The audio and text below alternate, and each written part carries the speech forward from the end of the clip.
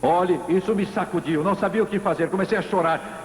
E finalmente abriram aquela bilheteria e a senhora Green deu o ingresso a um menino, a uma menina, a um menino, e agora era eu pus a moeda no guichê e eu não sei, mas como eles fazem hoje, naquele tempo eles puxavam uma carretilha e ela enguiçou. Eu acho que um anjo fez isso. O Espírito de Deus me falou: não quero que você entre nesse lugar, não vá mais nele, dê seu coração a mim, quero salvar a sua alma, separar você como um vaso no meu serviço. Eu não disse uma palavra, nem clamei, nem gritei, nem pulei, nem fiz nada, eu simplesmente disse sim, Senhor, e na hora fui salvo. Sabe o que eu pensei logo depois? O pensamento que me veio foi este: vou pegar o meu dinheiro, e eu apanhei em seguida.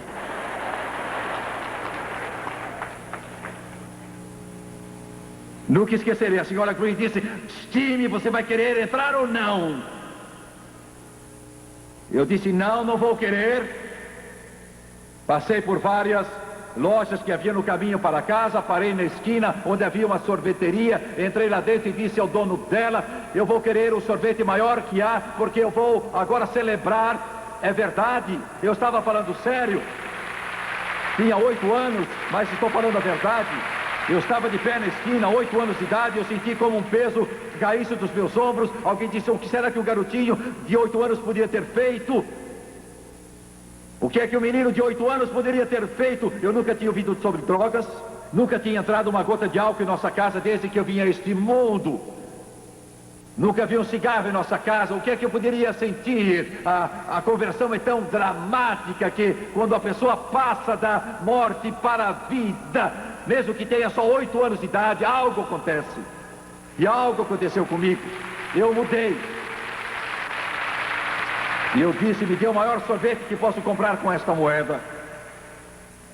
Ele pôs sorvete de morango, chocolate e baunilha. Eu não morava em Nova York, onde se pode comprar 99 variedades de sorvete, tudo quanto é tipo. Todo tipo. Ele encheu a casquinha de sorvete e disse: não dá para pôr mais, e me entregou o troco. Eu saí dali como se fosse o mais importante. Estava salvo, estava salvo. Chupei aquele sorvete dizendo: estou salvo, estou salvo, estou salvo. Fui chupando primeiro de chocolate, depois de morango, e por fim baunilha, e salvo, estou salvo. Minha mãe perguntou: querido, por que você voltou tão cedo? Você não foi ao cinema? Eu disse: não fui porque estou salvo, estou salvo, estou salvo. Glória a Deus. Havia sede no meu coração. Semanas depois, Jesus me batizou no Espírito Santo. Ajoelhado ali na frente da igreja, num lugar bem próximo do púlpito. Aquela velha igreja que tinha 12 metros de comprimento, 8 de largura, mas era o céu na terra. Eu tinha 8 anos. O poder de Deus me tocou, caiu sobre mim, e eu vi uma luz intensa que quase cegou os meus olhos, e comecei a falar em outras línguas, conforme o Espírito de Deus me permitiu que falasse. Se alguém tem sede, se alguém tem sede, se alguém tem sede. Aleluia. Glória a Deus. Sabe o que eu estou falando, igreja? Sabe do que eu estou falando, crentes? Entende a minha linguagem? Já sentiram isso? A alegria dos pecados perdoados, de ser lavado no sangue, já conhecem isso? Sede, sede, sede. Tinha 8 anos e levava a Bíblia debaixo do braço e lia, citava versículos e estudava. 8 anos de idade. Eu ia para o fundo da casa e havia umas árvores, e eu me ajoelhava diante de um tronco e gastei a casca daquele tronco, indo lá todos os dias, 2, 3 vezes por dia, e me ajoelhava, e na hora em que eu me ajoelhava, o Espírito de Deus vinha sobre mim e o poder de Deus me dominava. 8 anos. Alguns de vocês querem fazer parar alguns desses jornalistas. Eu já estou aqui há muito, muito tempo. Comecei cedo. Se alguém tem sede, se alguém tem sede, Estou falando de algo que transforma a sua vida. Estou falando de algo que quando você se levanta não diz, oh Deus, mais um dia, mas diz, bom dia, Senhor. Estou falando de algo que acaba com a necessidade de drogas, de álcool, de cerveja, e você levanta dizendo, aleluia, este é mais um dia que o Senhor fez, vou me regozijar e alegrar nele. Você se levanta cheio do Espírito Santo e do poder de Deus, dizendo, obrigado, Jesus. Você sabe do que eu estou falando? Você me entende? Se alguém tem sede, oh, eu tenho que me apressar e encerrar. Ele disse, se alguém tem sede, vá ao Papa.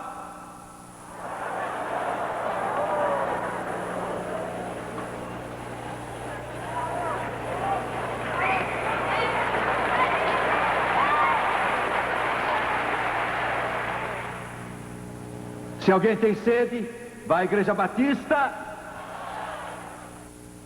vá à Assembleia de Deus, vá a Jimmy Swaggart, vá a Billy Graham, vá a Oral Roberts. Não, ele disse, se alguém tem sede, que venha a mim e beba. Jesus, Jesus, Jesus, Jesus, Jesus, Jesus, Jesus.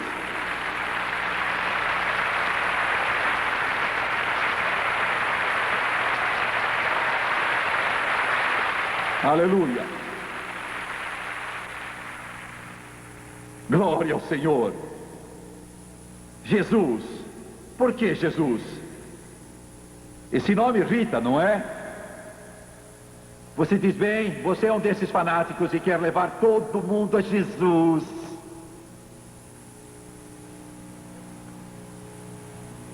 Pois bem, eu vou dizer por que é Jesus. No Gênesis ele é o Criador, o Cordeiro de Abel, a Arca de Noé, o Carneiro de Abraão, o Poço de Isaac, a escada de Jacó e o sonho de José. No Êxodo ele é o tabernáculo para o sacerdócio. Em Levítico ele é a aliança palestina. Em Números ele é a nuvem de dia, o fogo à noite. Em Deuteronômio ele é a menina dos seus olhos. Em Josué é o fio escarlate. Em Juízes é a queixada do jumento. Em 1º e 2º Samuel é o doce cantor de Israel. E em 1º e 2º Reis e 1º e 2º Crônicas ele é o templo e o santo dos santos.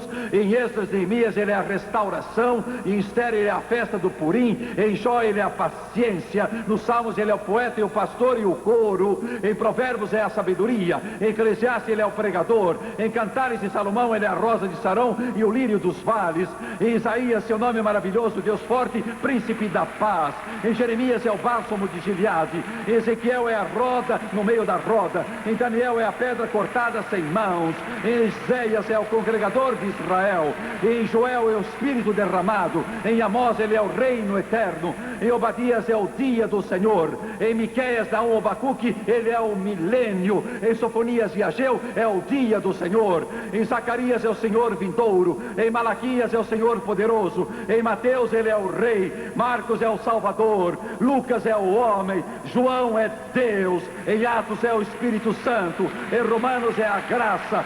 Em 1º e 2º Coríntios é o dom do Espírito. Em Gálatas, Efésios, Filipenses e Colossenses é a nova aliança. Em 1º e 2º Tessalonicenses é a bendita esperança. Em 1º e 2º Timóteo ele é o pregador e o diácono. Em Tito e Filemão é a doutrina cristã. Em Hebreus é o grande sumo sacerdote. Em Tiago é a cura. Em 1º e 2º Pedro é o sangue precioso. Em 1º e 2º e 3º João é amor.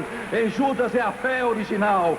No Apocalipse ele é a visão, ele é as igrejas, é o livro dos 7 selos, ele é as 7 trombetas, ele é os 7 selos e as 7 taças, ele é as 2 testemunhas, é a mulher vestida com o sol, ele é o coro do aleluia, ele é a nova Jerusalém, o rei dos reis e senhor dos senhores.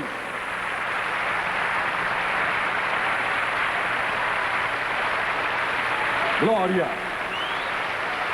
Por isso que eu digo, venha Jesus.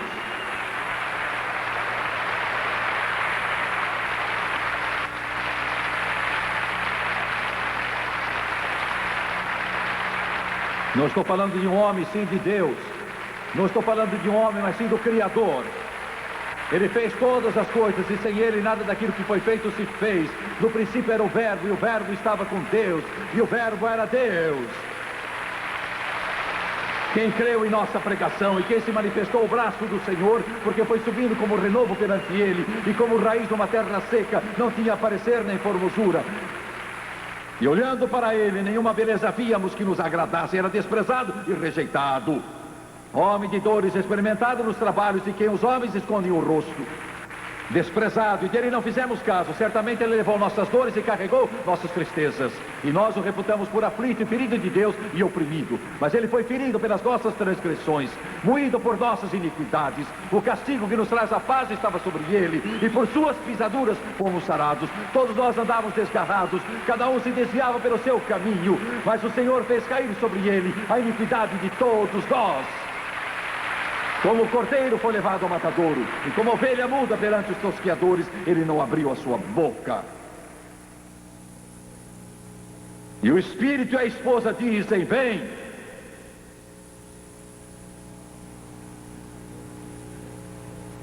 E aquele que tem sede, venha e beba de graça da água da vida. Eu não peço desculpas. Levo a sua insígnia orgulhoso. Levo o seu opróbrio alegre. Aleluia, aleluia, aleluia. Estão me acompanhando? Vocês ainda estão aí? Vinde a mim, vinde a mim. Depois ele disse: bebei, bebei. Bebei, bebei até saciar-vos. Alguns só tomam um pouquinho. Tip, tip, tip, tip, tip, tip. Não faz mal, nada de errado. Ele disse: provai e vede que o Senhor é bom. Glória, aleluia. Bebei, bebei, bebei. Quando derramaram a água, Jesus clamou e disse: se alguém tem sede, que ele venha a mim e beba. Aleluia. Igreja precisa do Espírito Santo. Pastores precisam do Espírito Santo. Diáconos precisam do Espírito Santo. Os regentes do coro precisam do Espírito Santo. Temos que depender dele. Temos que andar com ele. Bebei, bebei, bebei. E aquele que crê em mim, creia nele. E a Escritura diz: do seu ventre correrão rios de água viva. E eu estive numa cidadezinha. Onde foi? Vocês louvem a Deus enquanto procuro lembrar qual é a cidade.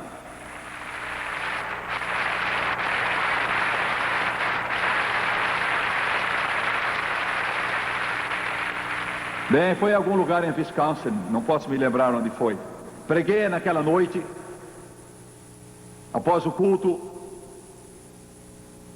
muitas pessoas vieram para falar comigo. Eu olhei e havia uma fila de gente que se estendia por toda aquela igreja. O culto tinha acabado. Deviam ser 30 ou 35. Disseram: Jimmy Swaggart. Não foi em Wisconsin, foi em Minnesota. Obrigado, irmã.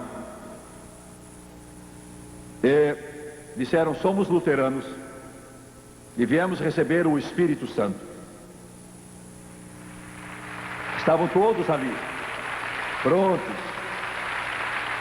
Eu chamei todos que pude, então começamos a orar em favor deles e alguns começaram a falar instantaneamente em outras línguas. Se alguém tem sede, que venha a mim e beba. Cheguei à última pessoa. Eu estava muito cansado, estava exausto. Mesmo eu não me envergonho de admitir, estava cansado ao extremo. Não tinha mais energia quase, era uma senhora miúda, muito pequena, tipo Mignon, pequena, que estava por último. Ela era muito miúda, devia ter 1,5 metro de altura e devia pesar uns 40 quilos. Ela estava de pé ali, com a cabeça baixa, e eu fiz a ela o que fiz com os demais. Não sei quantos receberam, 2/3 talvez. E esses receberam o Espírito Santo, estavam felizes.